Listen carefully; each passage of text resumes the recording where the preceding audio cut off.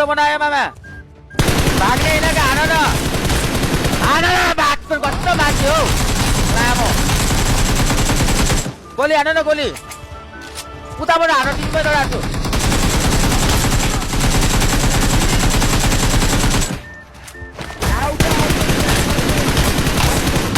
मलाई एकचोटि रिभाइभ गरेर त भन्छ